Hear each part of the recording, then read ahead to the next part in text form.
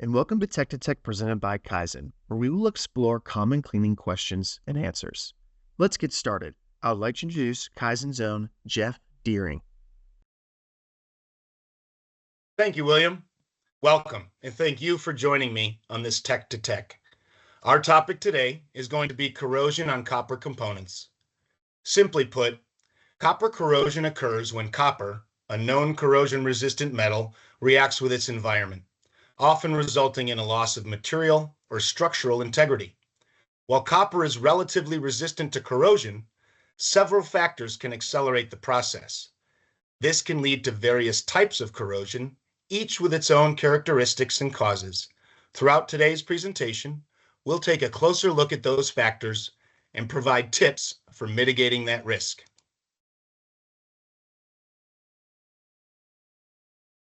Our agenda is brief and simple. We need to understand corrosion and the various types. We'll also look at the key factors which can influence corrosion, as well as steps you can take to prevent corrosion, both directly and indirectly. We'll finish the presentation with our key takeaways and some frequently asked questions.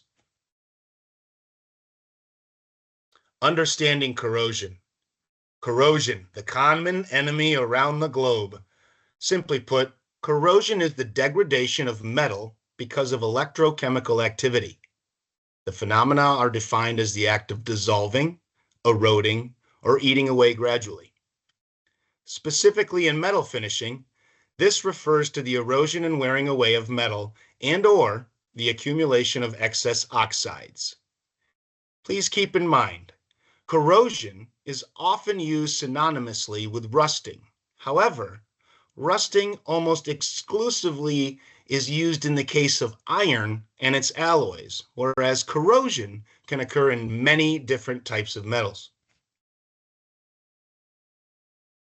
Now let's take a closer look at the many factors that influence copper corrosion. First, we have water. Low pH or acidic water, high pH, alkaline water, high dissolved oxygen, and high total dissolved solids can all contribute to corrosion. Next, we have moisture. The presence of moisture is a prerequisite for most types of corrosion. Soil conditions also influence corrosion. Aggressive soil conditions, such as high concentrations of sulfates, chlorides, or ammonia, can accelerate corrosion. Temperature. Higher temperatures can accelerate corrosion rates, especially in the presence of oxygen. Stray electrical currents. Improper grounding can lead to electrochemical damage. Microbial activity. Bacteria, iron or sulfate reducing, can produce corrosive byproducts. Saltwater. Saltwater exposure can lead to cuprous chloride corrosion, characterized by pitting and a green powdery substance. And last but not least is air exposure. Oxygen and moisture can cause copper to oxidize, forming copper oxide and eventually patina. Now that we've reviewed the factors that can influence corrosion, let's take a look at the various types you may be experiencing. Uniform corrosion. A relatively even layer of corrosion forms across the copper surface. This is often associated with elevated copper levels in tap water. Crevice corrosion occurs in confined spaces where stagnant solutions can form, leading to localized corrosion around joints, fasteners, or fittings. Galvanic corrosion.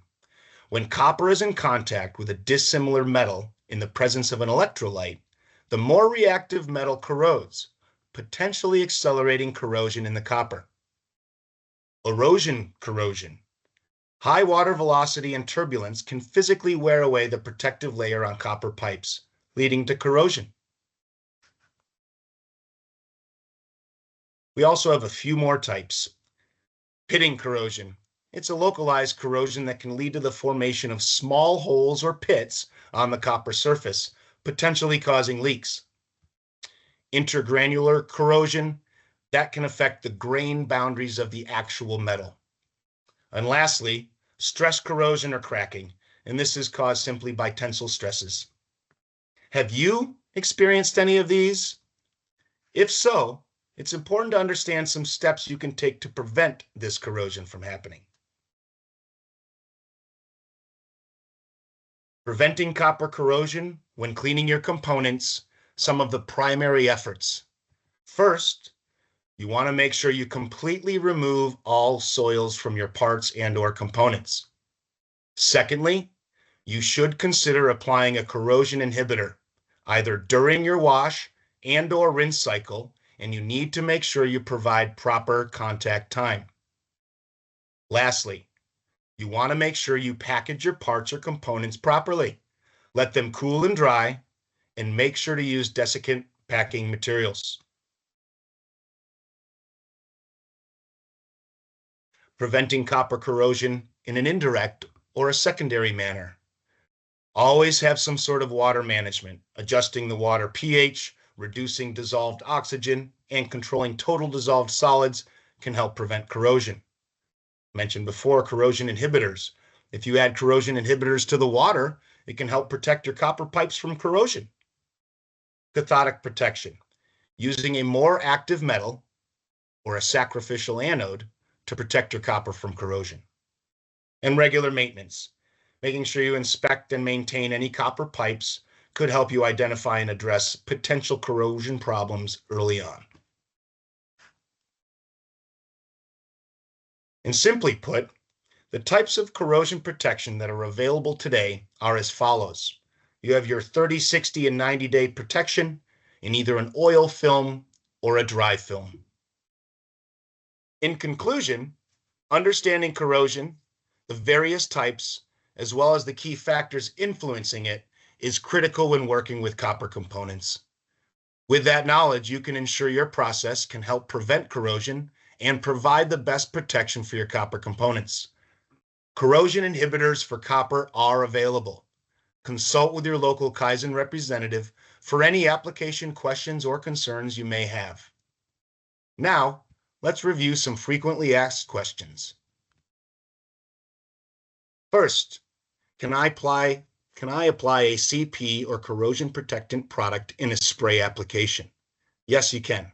A lot of these products are designed to be used in either a spray application or an immersion application. It's definitely a possibility. Just make sure that the chosen product is right for your application. What if I only need CP for a few months out of the year? Like I was saying in the presentation, a lot of times the CP processes are set up in the washer, where you add your wash stage and then your rinse stage. Oftentimes, that CP is applied in the rinse stage or it's in a tank following the washer. In either case, just simply change out your rinse to water and stop adding the CP. Third, once the CP is added to the parts, will it affect further processes? Generally, no. It does not affect anything such as equipment issues or further machining or processes to the parts. If you are checking the parts for size and you're using a sensitive micrometer, sometimes the CP, depending on the percentage it's on, can throw it off a little bit, but very rarely does that occur. Fourth, can I plate directly over corrosion inhibitors? I would say that when you're plating your parts, you want them to be as clean as possible. Fortunately, a plating line will have a pre-cleaning step in it where it's going through a series of dip tanks. It will include a cleaning stage, and this typically should be enough to remove the corrosion inhibitors. But you cannot plate directly. You would want to remove them, and you would need your surface as clean as possible to get as even of a plating as possible. And last question. My parts are often shipped overseas and will likely spend a couple of weeks on a ship. What type of protection should I be using? Well, on a ship, there's a lot of humidity in the air and water everywhere. The heat's usually high. And in most cases, I would recommend a wet film just to make sure there's no doubt in protecting the parts. Also, what you could do is if you wanted to use a dry film through an aqueous process is to put the dry film protection on your parts and then wrap them in VCI paper. This should ensure a safe journey. Thanks again for your time. I hope you found this session informative, and make sure to enjoy your day and have fun. Thanks again. Thanks, Jeff, and thank you guys for tuning into this Tech to Tech session. If you would like to discuss this topic further or have any questions not answered in the session, please contact your local KYZEN regional manager or send an email to tech@KYZEN.com, and we will have someone follow up with you as soon as possible.